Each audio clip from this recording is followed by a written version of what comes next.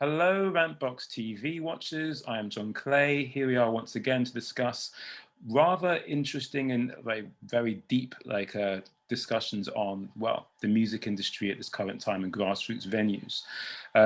We're subject driven, so as usual, we won't actually introduce the guests. They're going to introduce themselves normally through the conversation and definitely towards the end. If you're watching this full version on YouTube, do press like and press subscribe if you want more of this kind of an upload. Okay, so today's subject is, how do bands survive the pandemic? The first subcategory is, what constructive actions have you observed from bands during the current time?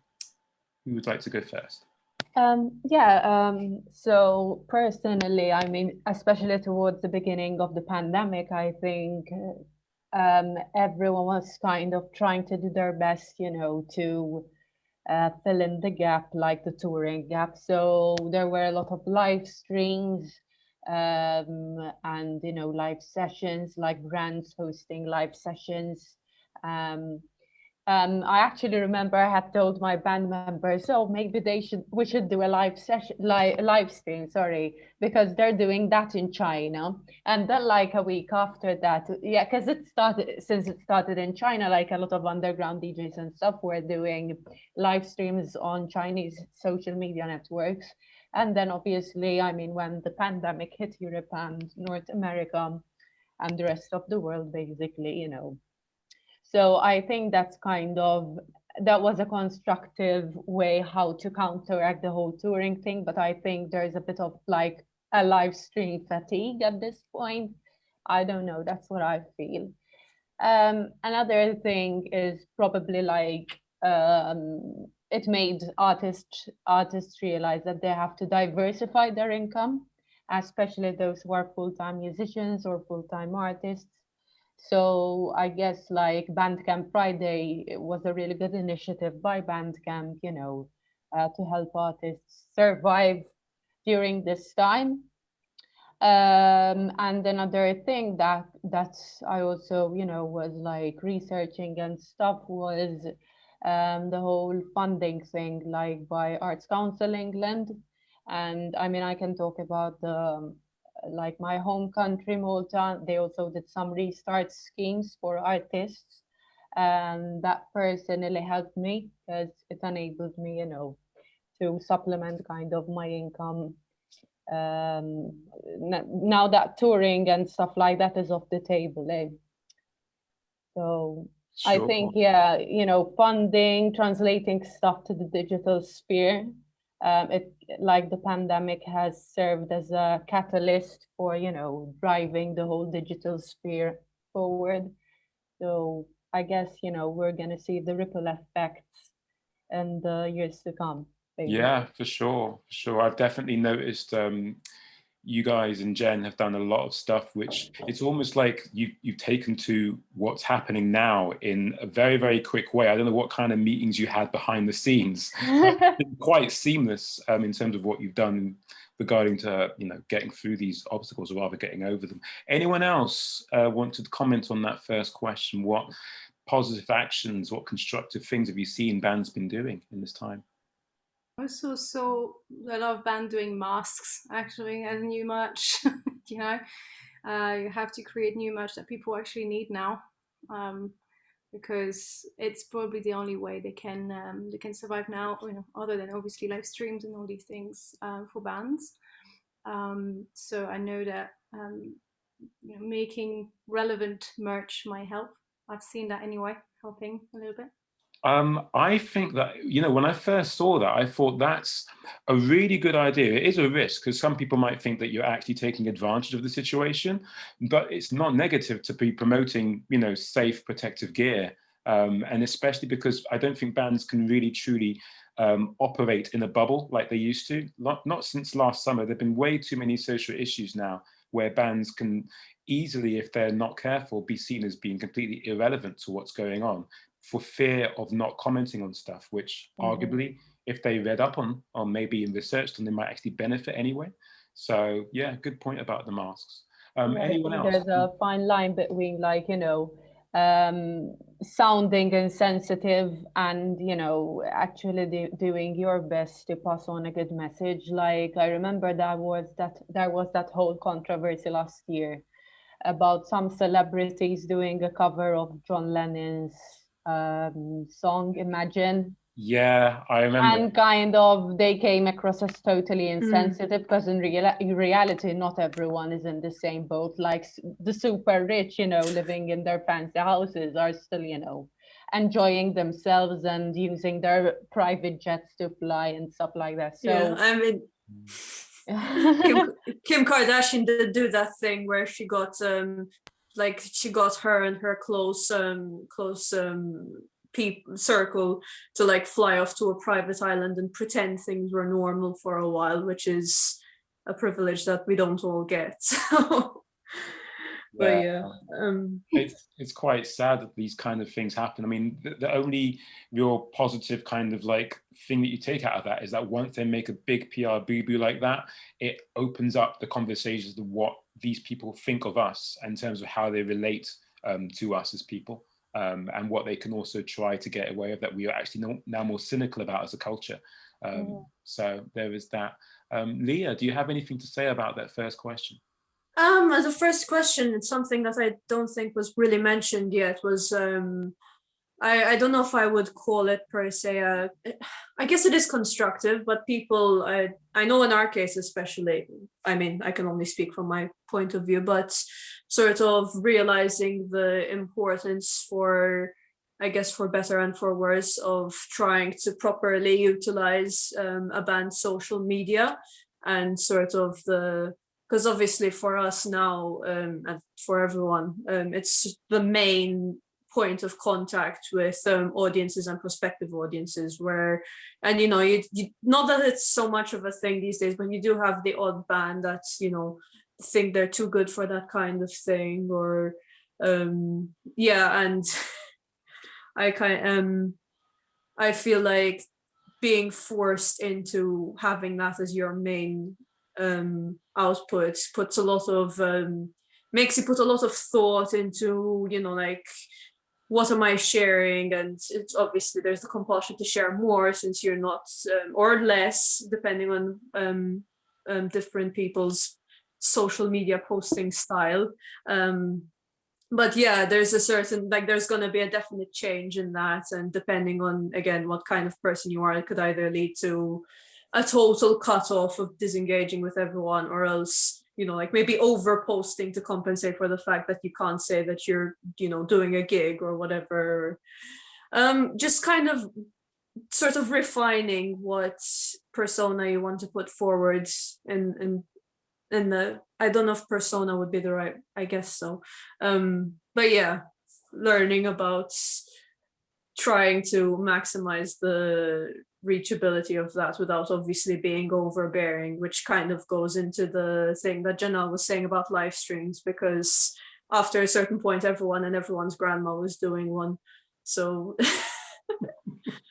was everyone's grandmother doing it? My grandmother wasn't. I can tell you now, but fair enough. Yeah, you're so right, and I feel like it's very important when we talk about these ideas, especially when it comes to marketing of bands, and we look at like certain buzzwords which don't really sit well with like the alternative scene, like persona and stuff. You can't really escape those ideas. So I think the trick is to really understand what your persona actually truly is and know how to communicate it in a way which you're happiest with. But yeah, I do believe we have other people in the room who have not yet said anything about this first question. Do they want to say anything?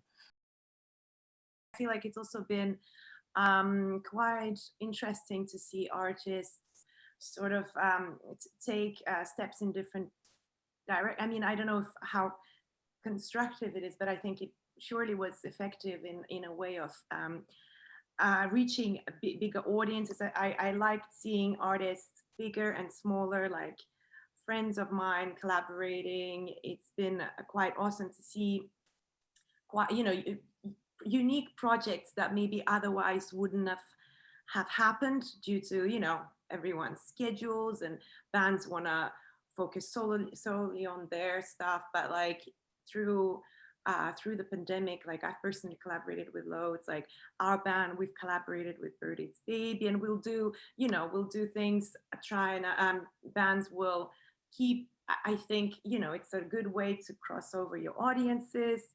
It's an interesting thing for fans to see like a bit of a different side to you. And I think it's just been like pretty cool seeing that across.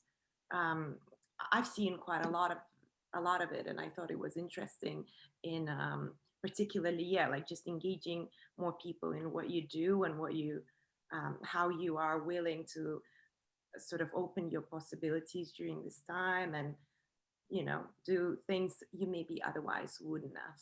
Sure. I'm aware as well that you're part of the London scene, but also the LA scene. Have you seen any correlation between those two different grassroots industries? Yes, I guess, interestingly enough, I mean, musicians are so similar.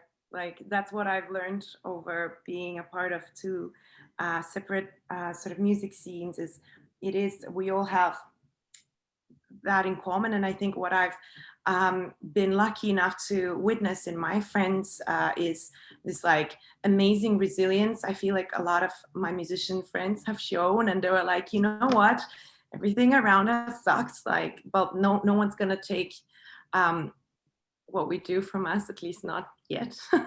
We're gonna, fight for what we can do. And I think it's been in both scenes, I think I've seen again so much collaboration and like people. What I actually really liked as well, a lot of my friends were offering sort of free advice type things or exchange of skills. That's what I saw, and I actually thought was really, really cool.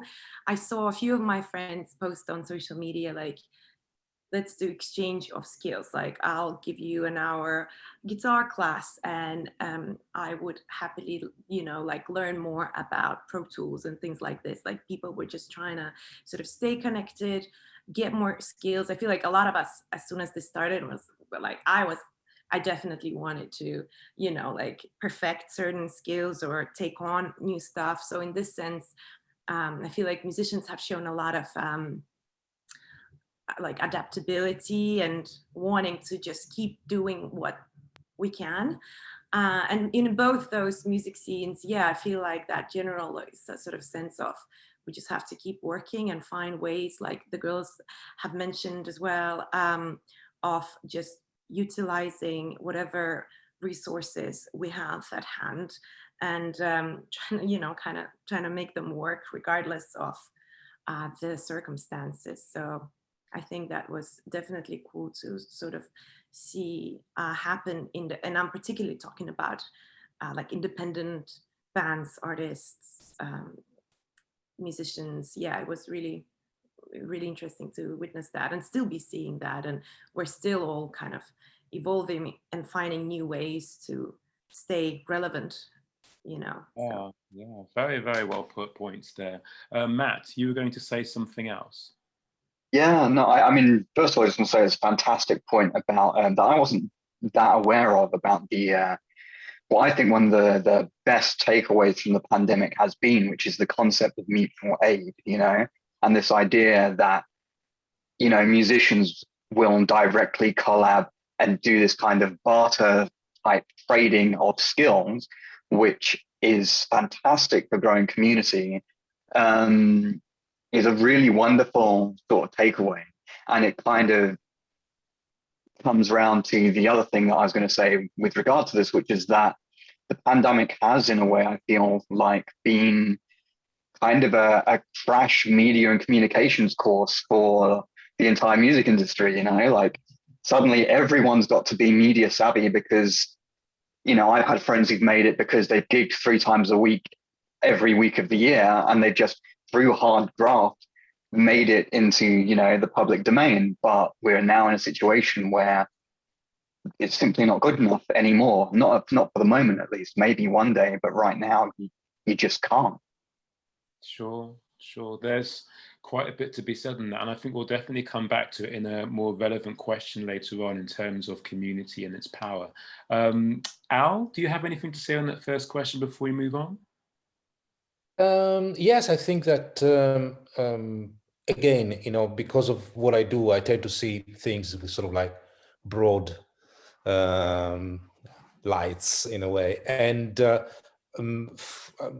always say there are three big branch of musicians, mainly sort of like urban hip hop, electronic music, and alternative.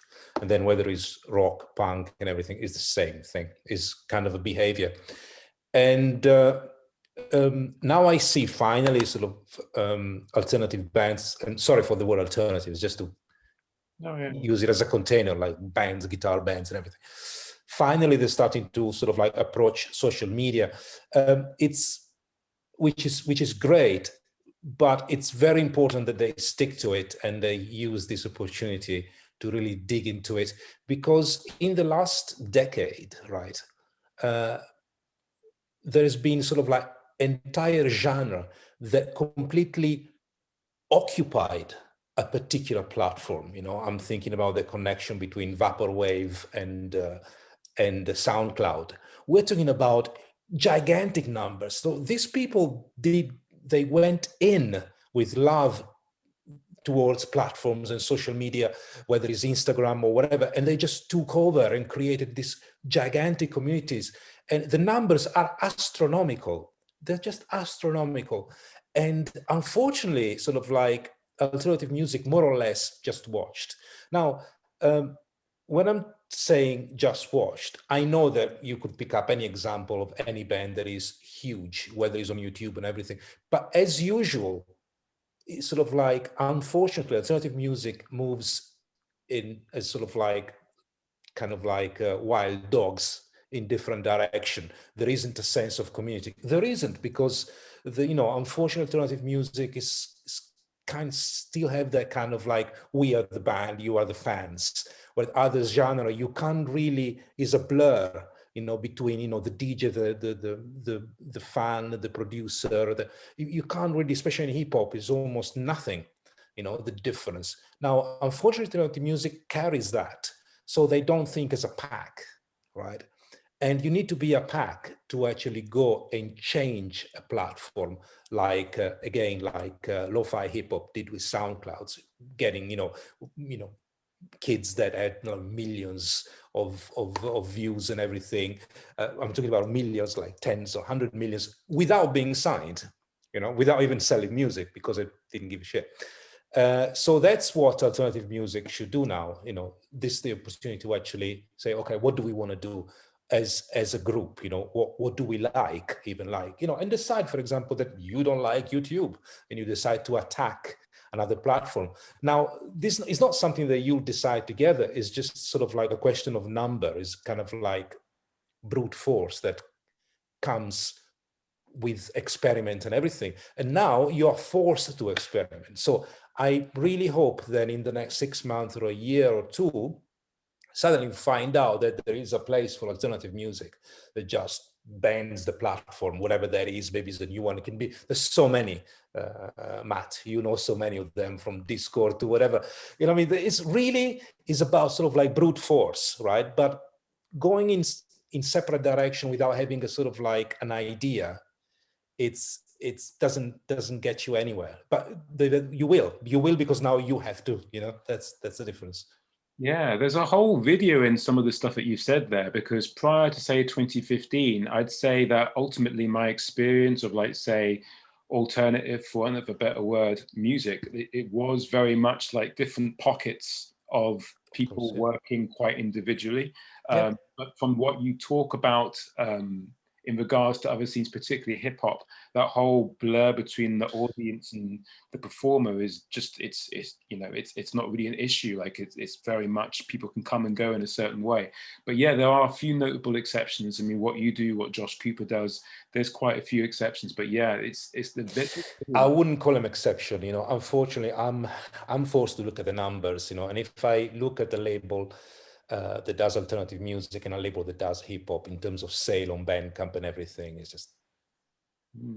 Well, to be continued, because I'm not necessarily talking about sales, but that is a hot potato, and we will return to the hot potato in the future. For now, we're dicing up a whole different meal with this next question. Do you have any thoughts or conclusions on PRS backing down on their live stream tariff? Anyone?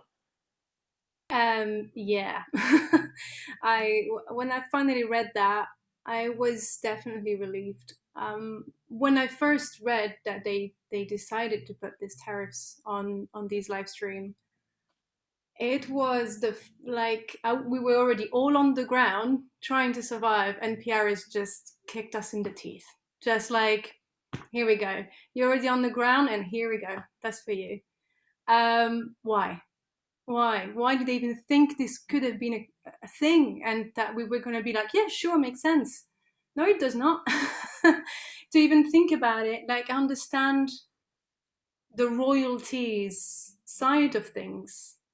But this situation, this pandemic, is the first time we see something like this. It's the first time we are not allowed legally to perform our job. We are not legally allowed to work. And we have, without any kind of help from the government in guidance, I'm talking about, putting aside money that some of us can actually have, not all of us, we have no guidance to how are we going to make this? What are we going to do with our times? Can we do a different way? We found our ways ourselves. We all come up with our own solution that we all listed just before. And PRS, which is a company that exists for us, because of us, is trying to steal those little crumbs that we are getting from this. They want to steal that from us for royalties reason that we probably will never see anyway. Because the one of us who are doing most of those live stream, we don't have such of a big income from royalties anyway. Most of us can't even afford to actually sign up with PRS because it costs £100, I think, a year.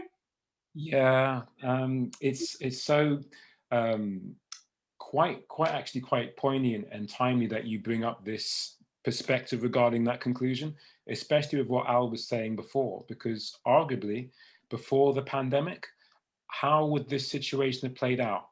Yeah, were people, I think people are much more vocal now because they know that there's a certain power within community. And it's a shame that it's only become something that they can truly draw upon because they have to actually, work with each other. But yeah, there's so much to be said in this. Anyone else have anything to say on this? This hot potato. They're all hot potatoes today, to be honest. I mean, from the perspective of someone who's never been PRS registered, never had the budget for it or anything, I find it very interesting to hear that perspective, because to me, it makes me think a bit of some of these really big monolithic non-profit entities that are designed to help a specific subsector of society, but they also have their own bills to pay and maintenance costs for a large monolithic organization. And I wonder whether that's a big part of the reason for raising the tariff so high in the first place, because PRS has to pay themselves before they pay the musicians that they've created themselves for.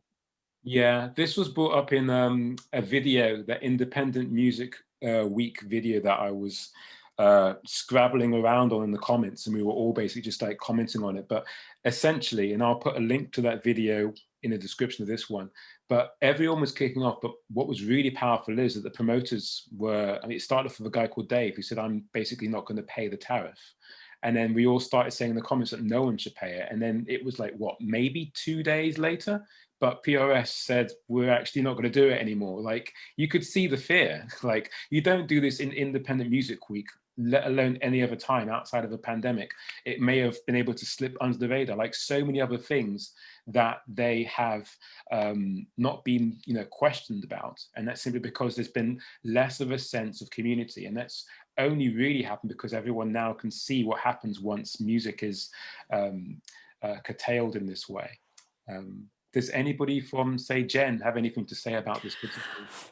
I was gonna say, actually, because thinking about it, I can't help but wonder if the fact that, because even though live streams were a thing, before COVID was a thing, but I feel like that was the point when sort of PRS or sort of realized that it was I don't want to say a viable sense of income, because obviously there's only so much you can get, but at the same time that it's, something, and since it's the like the main thing musicians are doing, it would be like, let me get a piece of that, why not? And even though Matt did make the point that they do have their own bills to pay, which is valid in itself, though.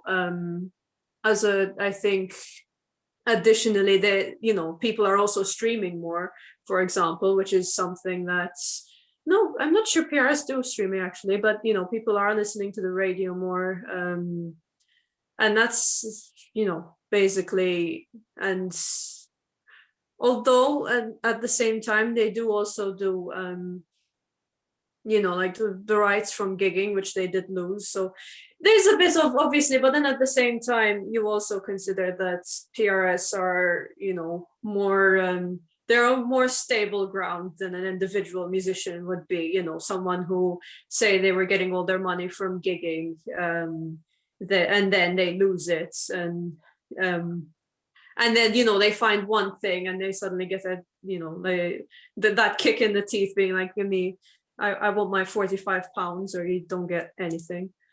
But yeah, I think the sort of togetherness that's been showing up more so lately than before in this, that did probably make a massive difference in PRS backing down on that. So I think that's pretty big. Sure.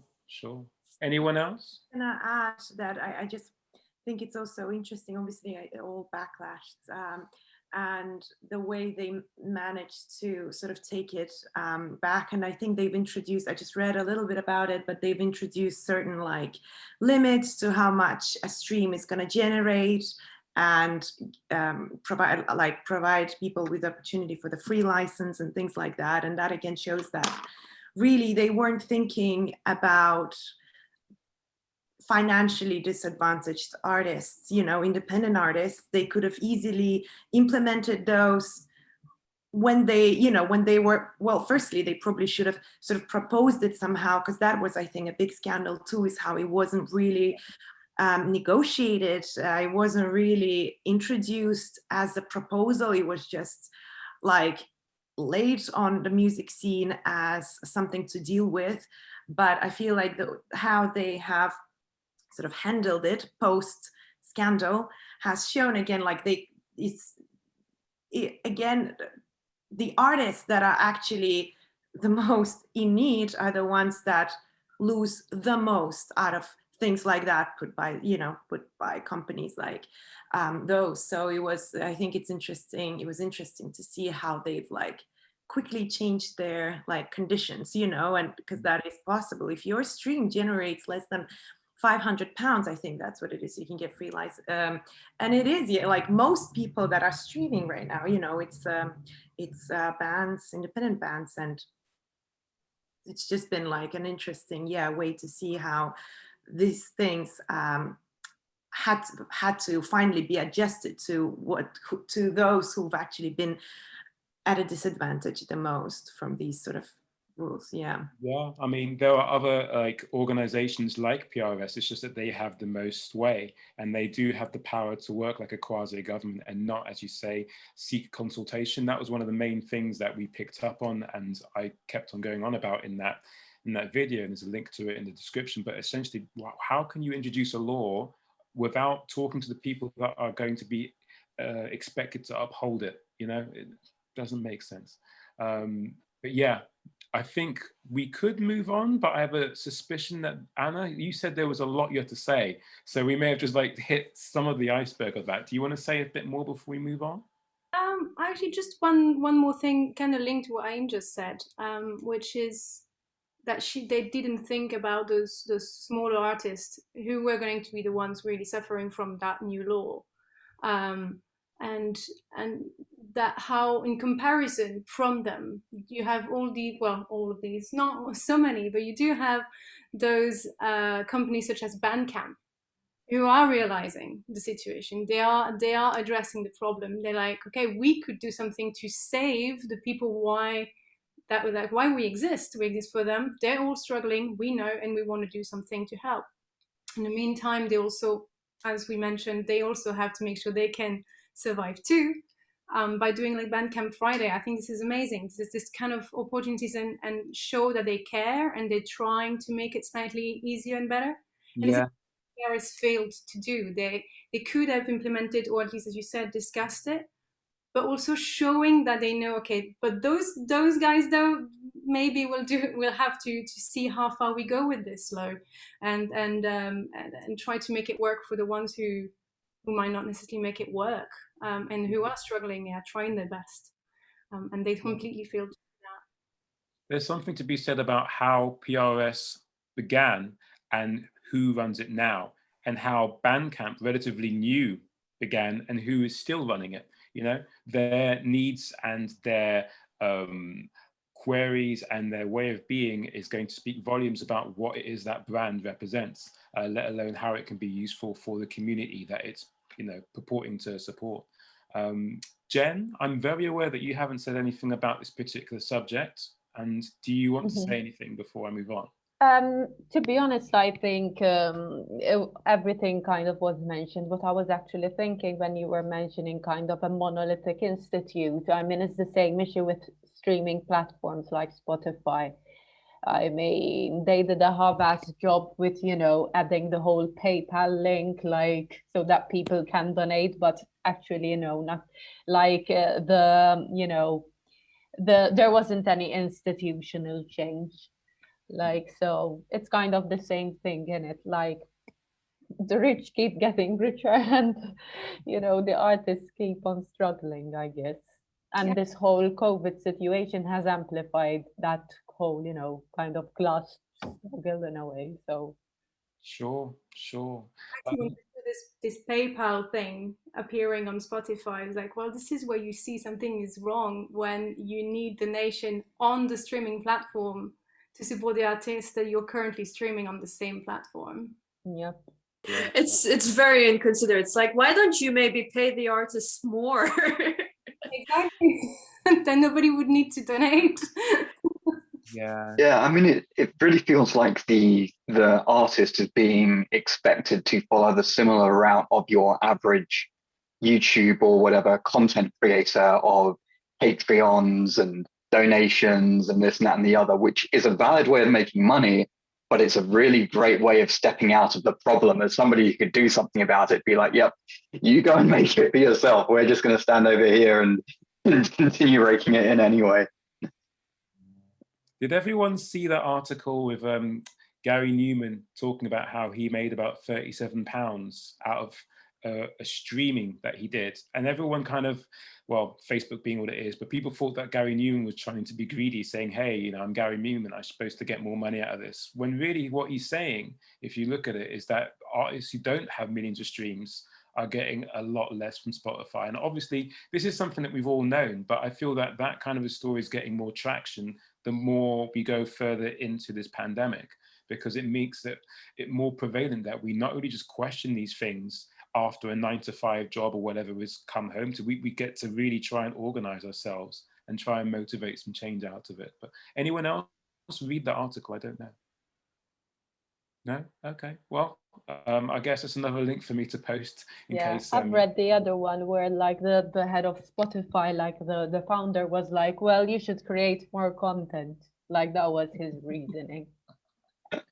I guess kind of music is seen as like a disposable kind of like, you know, the whole content thing, like posting a photo on Instagram kind of thing, rather than being respected nowadays. Spotify is a social media. I mean, it's actually is much more similar to Instagram than SoundCloud is. The model is completely different. First of all, is a radio, you know, so in a way it pays plays, right? Nobody buys your music, and that's something that we should remember. That doesn't mean that they don't have to pay more, but you know, nobody's actually buying your music, they're just listening. It could be a radio. So obviously you need a lot of play. Second thing is that their model is based on advertising, not on music, right? So Bandcamp is based on music, SoundCloud is, Spotify is definitely based on advertising. And the third thing is that is that unless you see it as a social media and use it as a social media, you miss the trick, because there's a lot that can be done on Spotify. As I said, I hated it, and I always did, and exactly because of that, because I knew it was basically, bankrupting musicians, but it's there, right? And the model is going to be replicated and probably improved. Imagine if somebody could do, hey, we are Spotify, but we pay you more. That would be a winner. So there are spaces. This is just temporary. I mean, you remember MySpace? You never know, man. Spotify could disappear. In America, it's almost irrelevant. Spotify, I mean, it means nothing. It's a European company. I mean, it's there, but it's not a big deal as it's for us. So again, always, we need to understand these beasts, how they operate and everything, to our own advantage, and understand that Spotify is a mixture of a promoting tool mixed with a bit of radio, something like that. Until things change, we can sit and moan and everything, but what can we do with Spotify? I mean, it's a lot can be done with Spotify, and accept it for what it is. It's basically a marketing tool that gives you a little bit back. This is what it is at the stage. There's nothing you can do about it. Wow, that's hardcore. Thanks, Al. It's true. It's true, But, no, that's why you're here. You just say it as it is. I really definitely at some point want to go back to your earlier points, probably in the next part of this video that we'll record later on. So anyway, before I forget, if any of you is actually after consistent numbers of whatever, right? You need to do what the platform wants you to do. And at the moment, the best kind of post is Reels on Instagram, even better than TikTok. So you can go skyrockets. If you do it at the right time, we're talking about 5,000-10,000 views and everything like that. If your music is also on Instagram, which is likely if you are with DistroKid, CD Baby or stuff like that, you can hook up your own track and actually, same thing, kind of getting paid a little bit to play your own music. But do Reels. I see a lot of bands that have done, and labels, they've done 0 Reels and everything. And basically Instagram is begging you to do Reels, right? And doesn't care about your posts. They don't care anymore. So that's it. So you gotta go there, if you want to see some numbers. But it's satisfying, to know that, I know it's a little thing, but to see actually that you can actually expand your audience even digitally and see, 4-0, things like that. It's good. So go on Reels. Brilliant. I definitely want to probe all of you for all your different tidbits of information for helping yourself and bands in this time. So thank you for kicking that off, Al. That's great. I want to ask this: is there a higher sense of community within grassroots circles? And if so, will it survive once live music returns in its past form? I can answer this one, I think. Well, I do believe, and I mean, that is an amazing thing I feel like independent bands and artists have is the sense of community you built through the first stages of your career. I feel like that is, that is your family, that's your tribe, is people you have opened for, who have opened for you, people you have shared your agent contacts with and things like that. I feel like at the early stages and, hopefully throughout the career for, I hope for many artists, I hope so for myself and our band with Anna, that, the sense of community you built at the start is fundamental, I think, to any band. You cannot just be a band and worry about yourself and what you're doing. I feel like it's amazing to also feel a part of a scene, feel a part of a community. And I feel like that's been, obviously building for so many years, for so many bands. And, again, talking about COVID now, all of it is shut. And a lot of bands lost that sense of, connection to each other. The venues, the suffering the venues have to endure right now, independent venues, is crazy. They're not, a lot of them survive literally month to month in general, if they're not owned by huge corporations. But it's been quite, I think, quite sad to see. I've personally seen news of venues I've played at having to shut down, and it's just, it's a huge part of, I think everything is a little bit sentimental to musicians. That I think a lot of you would agree. You would be like, oh my gosh, I can't believe, this is the stage this happened, this is the stage my first show with this band happened. And there's so much sentimental value musicians have in the music venues, and I feel like the community that it brings, because that's where's the meeting point for bands. It's the venues, right? It's mostly it's where you see each other. So it did build an amazing sense of community, which I hope is gonna, survive through this.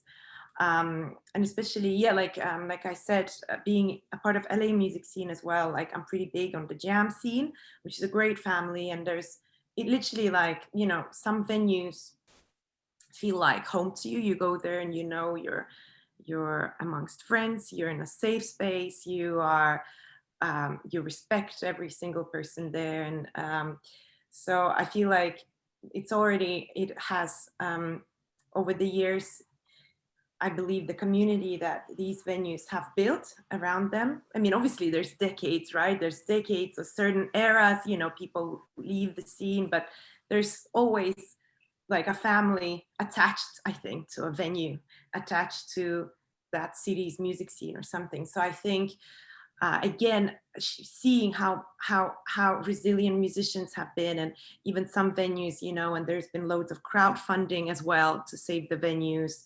There's been a lot of charity initiatives to try to help save independent venues. So I feel like, again, I mean, there's hope, because I feel like musicians have built an amazing sense of community.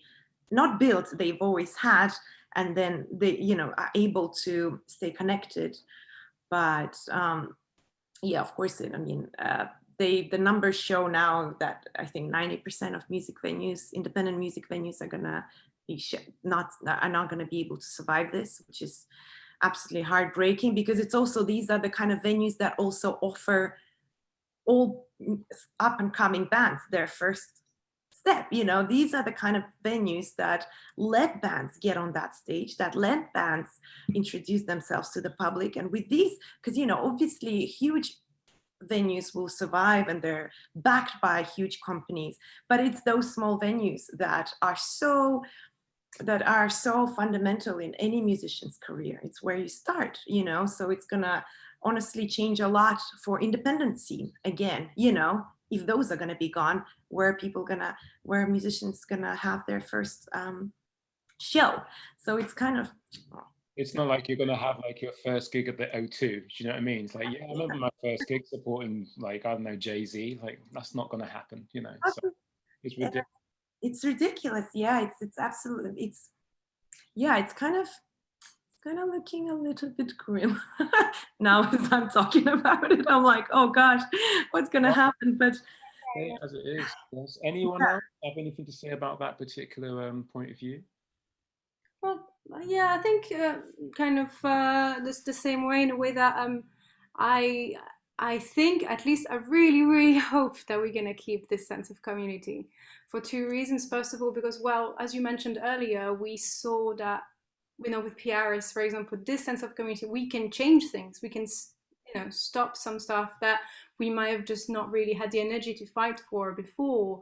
And we can see that it does make a change. Eventually, we might have to fight more for some stuff than others, but this sense of community is the reason why most of us are still doing music, even though it's been a very, very long year. And then the second thing is exactly with all the venues going, but not only that, that's a very key point of the industry that might necessarily not be like in the light. They're more like things that work in the shadows, that are currently disappearing without us even knowing, just very silently. And that means that when things do come back, the industry is going to be all affected, and we just don't even know how much yet. and especially for the up and coming band.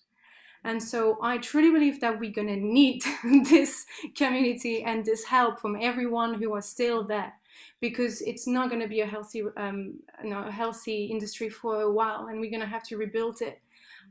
I worked for a company like it was Bell Percussion, and we used to hire percussion, sell, and we had studios, rehearsal studios. But like the hire company, they hired percussion for all the orchestras of the country. Most of soundtracks, for example, Harry Potter, Lord of the Rings, all of these, Abbey Roads and Air Studios used our gear. We shut, we closed. We're closed since December. So there will not be any gear to hire anymore. There are tour vans company closed.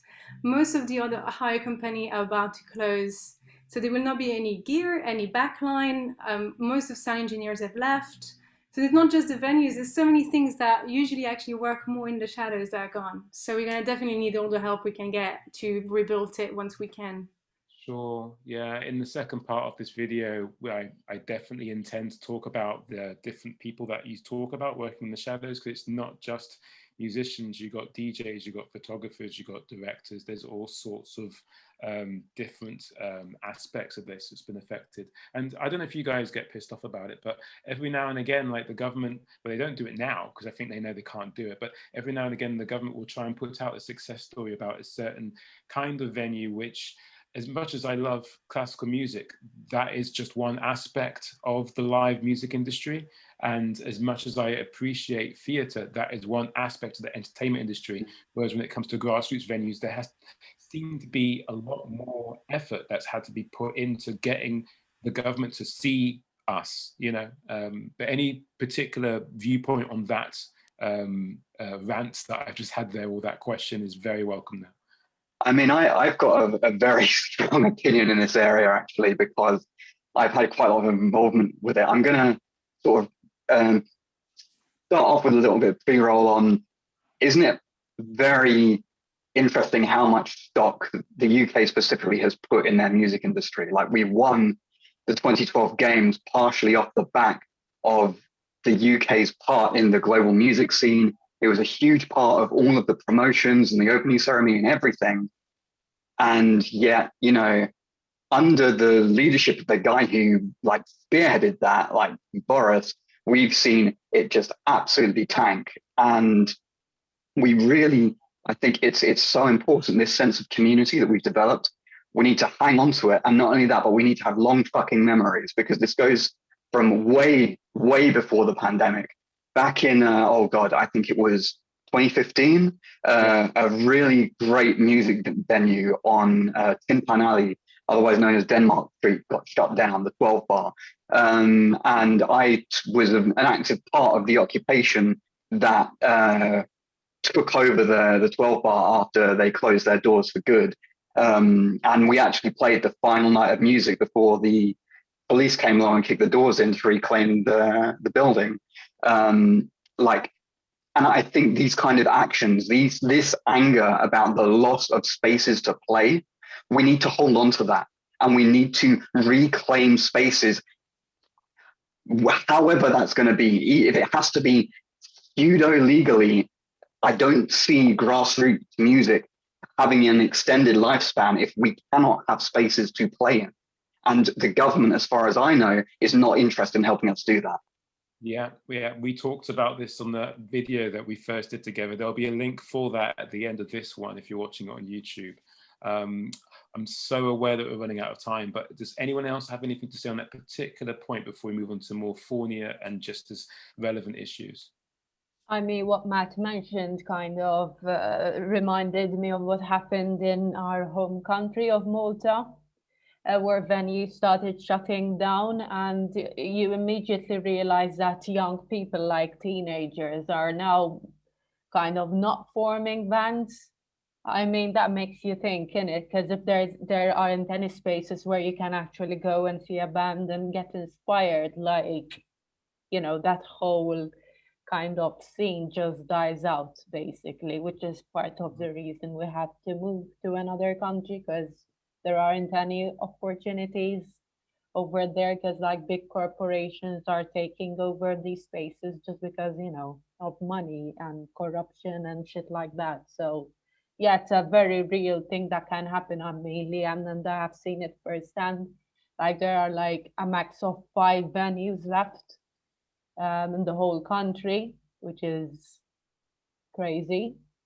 Um, so, and I don't know if they're gonna survive this pandemic, so they'll be zero by the end of it, probably. Yeah, I mean, it's something that I was aware of regarding you moving over here with your band. Is there like more that could be done? Like, I mean, you must see what's going on here and obviously think of back home. You know, oh God, I have more to ask an irrelevant question soon, but it's hit me quite heavily there. We have to move on.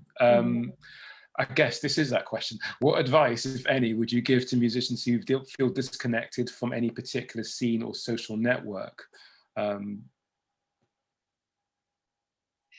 Yeah, I mean, I've got quite a unique perspective, I think, in this group, as we were chatting before we started, because I am not a full-time musician. I'm a full-time web developer. I work 9 to 5, and then whatever I put into the band happens around that. So I have worked in isolation for quite a long time. I haven't really had a sense of community in the way that some musicians do, who have you know, they work part-time, they can put more time into their music. I haven't had the luxury of that.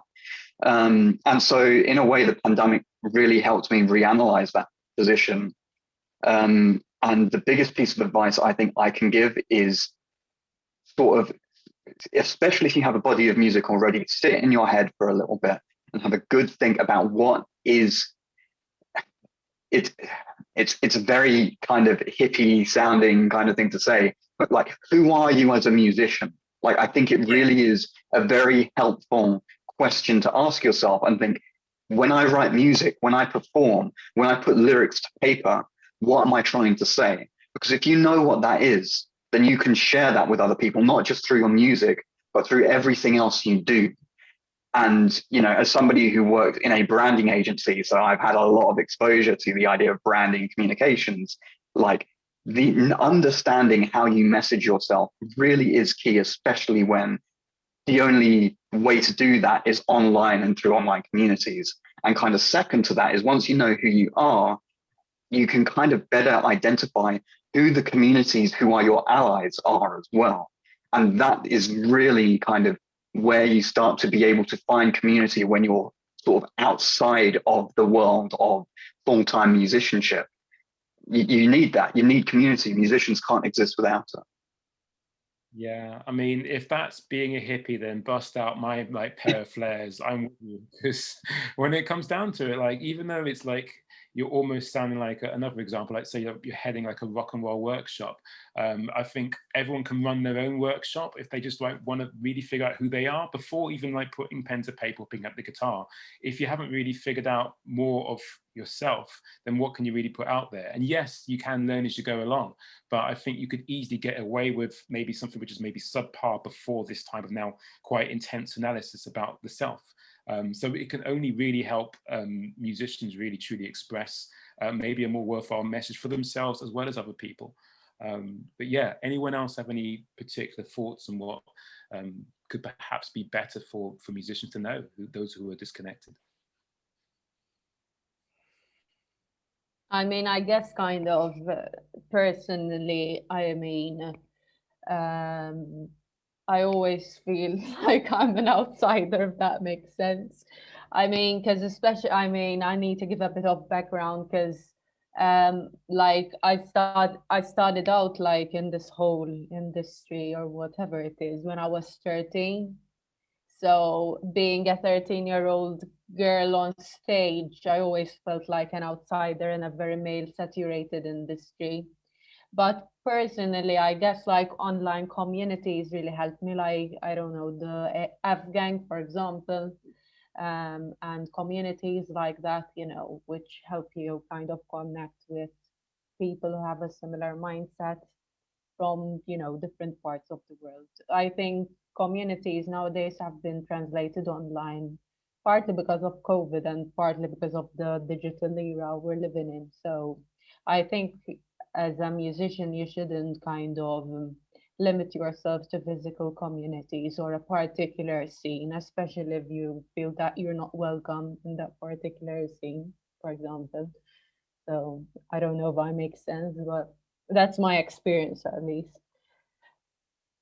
Yeah, Very well. I was gonna say, sort of tied in a little bit to this, I feel like a key thing to aim for anyway is to try and kind of, even if you are still at the stage where you're a little isolated, do what you can to sort of put out who you are as a musician, you know, at this point through social media, whatever, like, because you will find your people and and it will make a difference. Like, as an example, this January I did the One Riff a Day competition, which is run by She Shreds Media, which is it was intense. It was like you know, basically playing or writing a riff for the whole every day of the month. But through that, I got to, you know, like in that short period of time, I got to find so many cool, especially like female and non-binary musicians just on Instagram doing their own thing. You know, because we were all in this little community, and there was even someone that, because there was a bingo sheet as sort of like sub challenges, when someone used a riff I posted as a means to improvise over, and just, you know, like yeah, my point is just sort of, if you know where to, again, if you just put yourself out there as authentically as you can, you're gonna find somewhere or another, you're gonna find like-minded people. That's and you know, if they are the right people, you could even sort of potentially help bring each other up within these trying times, because these uncertain times, as the ads say, because I feel like, if nothing else, this whole pandemic has probably been the most unifying thing that we've all experienced as musicians, because you know, like every path as a creative, even outside music, there's no one hard and fast way to go about it. You know, some people gig so hard that they get the name out. Some people do it through YouTube. Some people do it, you know, through behind the scenes, but they've got like really well put together, you know, well produced tracks that they did in their bedroom. But this, you know, being stuck at home, being unable to do certain things, is affecting all of us to some extent, which in a way ties to the last question, and I think the element of why we've unified so much. But yeah, I think find your people is the short version of that answer. Cool. I feel that, Al, you've got so much to say on like so many different topics, but this is definitely one for you. Give us your knowledge. Save us. What should we do? I think for bands, Matt knows that is brute force. Basically, you need to attack all social media and find out where you need to tap in. You can't expect to say, okay, I'm gonna do a post or whatever and expect results. You know, it's hard work. You know, either you become your own marketing department or you get a marketing department. Simple as that. And then accept that it's like anything else. It's like learning guitar and so on. I mean, I'm a musician myself, and I've been a musician since I'm 14. It's what it is today. You know, I've done most of my records in the 90s, doing electronic music, techno music, and that was all down to communities and everything. We were having a ball, we were making money and everything. Now that period is past. Now we've got this thing, you know, which is digital. The digital world. That's it. You know, either you use it or you don't. There's nothing in between. You know, and if you do, you really have to learn it. You know, in a way or another. That's what we have to do. I understand where to go, what to do, and the best way to do it is to sort of like attack all of them at the same time, because you don't know where you're going to be more effective. You know, you don't know. So the first month is pretty hard, you know, because you've got to be present everywhere, understand how everything works. And then after a while, you can say, you know what, this is where I live, you know, that's where I find my people mainly. And so this is where I'm going to put more attention to. that's it, you know, and really understand all these social platforms, you know, especially TikTok, which is really underestimated. Lots of stuff is happening there, but unfortunately, until you use it, you get bombarded by the kind of obnoxious kind of like people dancing on mainstream tracks and everything. But if, you know, like, for example, I've been using TikTok for month and month. And if I say, okay, I want 1,000 users in a month, followers, that can be done. With Instagram, it cannot be done anymore. You have to understand that Instagram and Facebook are basically dead. They're just business, okay? They're dead. There's nothing more than you can do. That's why I moved to TikTok, because TikTok, basically, you can grow, right? Now, there is a small opportunity to go back to Instagram, as I said before, with Reels, because Reels is trying to fight on TikTok. So they are crying, please come back, you know, we give you as much numbers as you want, you don't have to pay anything. So use Reels, because it's the last kind of tool that Instagram is offering. All the rest is dead. Otherwise, TikTok, and that's it. And then there is, of course, all the other ones, but you don't know. There is Twitch, you know, it's fantastic, it's huge. And as we talk, there is Clubhouse, which is going to explode in the next month and everything. And all this, you need to understand where to go so that you can multiply your numbers. Because if you go and expect to play the game of YouTube and Facebook or Instagram 10 years after you could do it, you just hit a brick wall. Hit a wall. Yeah. Simple as that. So you really have to know all these things. You know, I know what to touch and where to go, you know, and you have to do it, you know, where is soft, because Facebook is hard as hell. And unfortunately, like, your community in terms of alternative music is there because it's, sorry to say, it's an older community. So it's still stuck there. That shows the delay, the gigantic delay of alternative music compared to other genres that know where to go and where to really boom, explode. And I'm talking about exploding.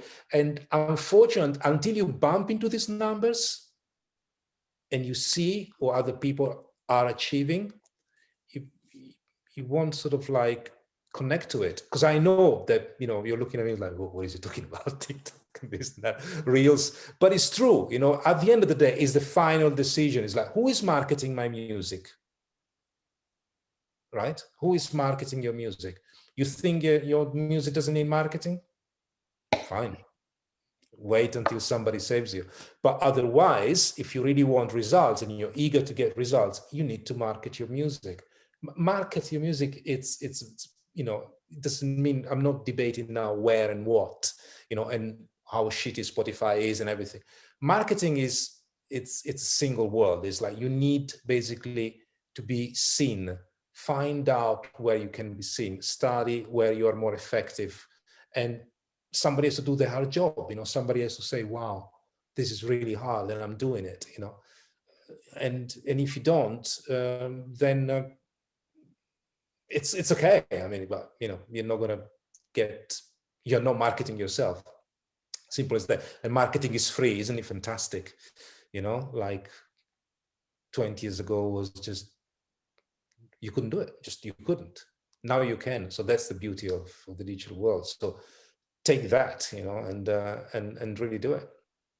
That's my at the risk of kind of like changing the game plan on this whole conversation, because I really do think I'm happy that we're going to do a part 2 of this in the future, because we've kind of run out of time now, which is a shame.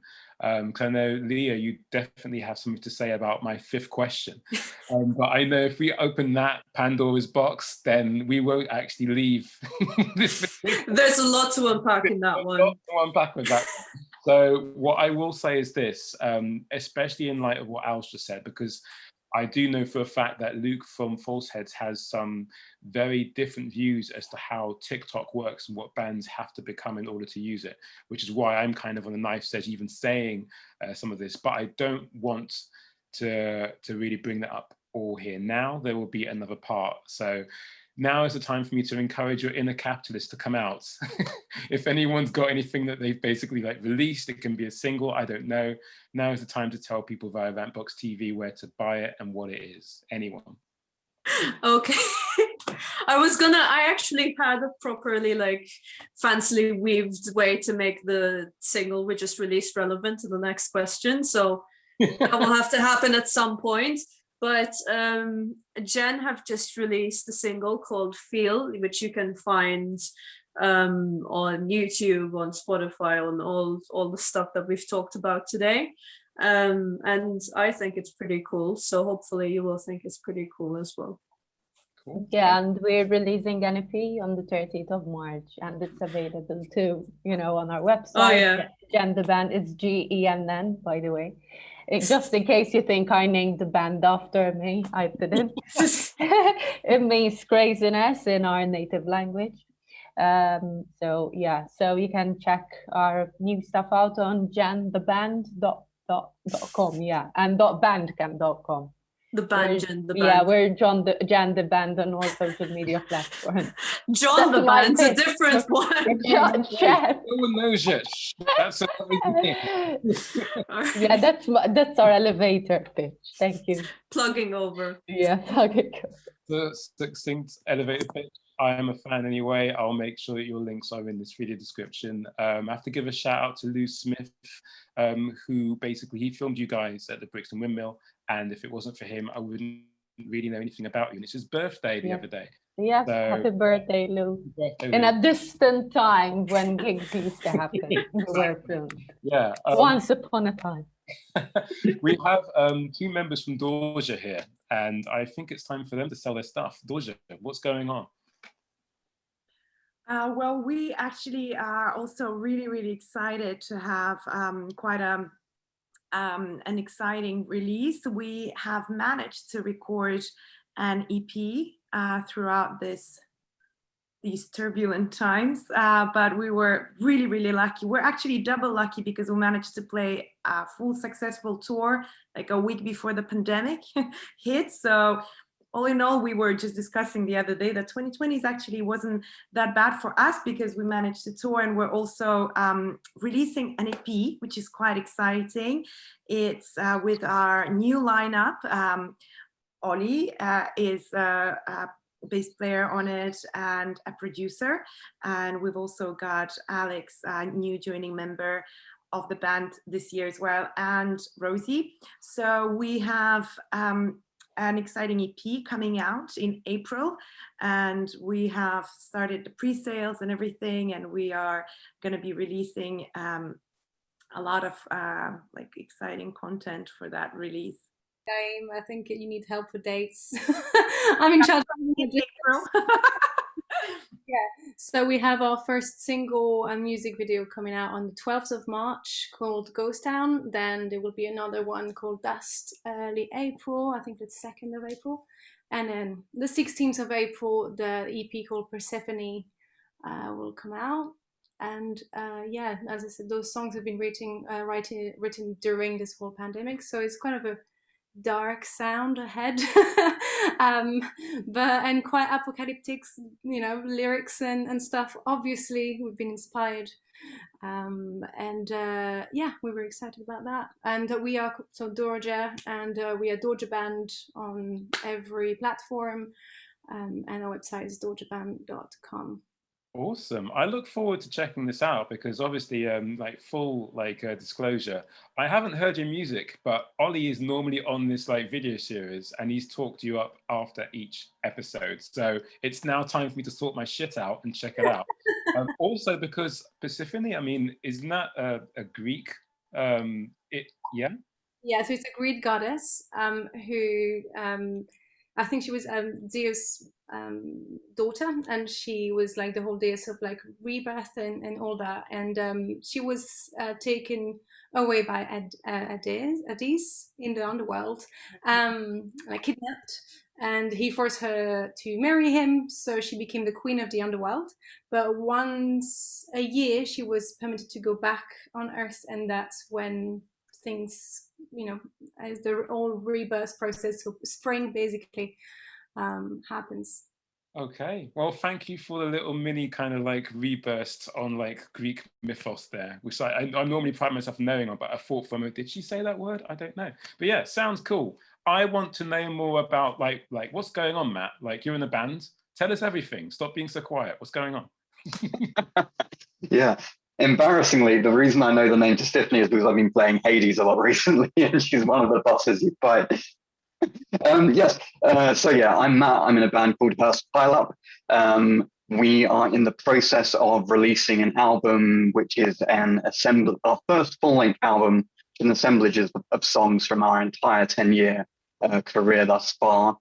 We just released a single called "We're All Going to Hell" at the end of last year, with a music video that we shot collaboratively, crowdsourced during lockdown conditions.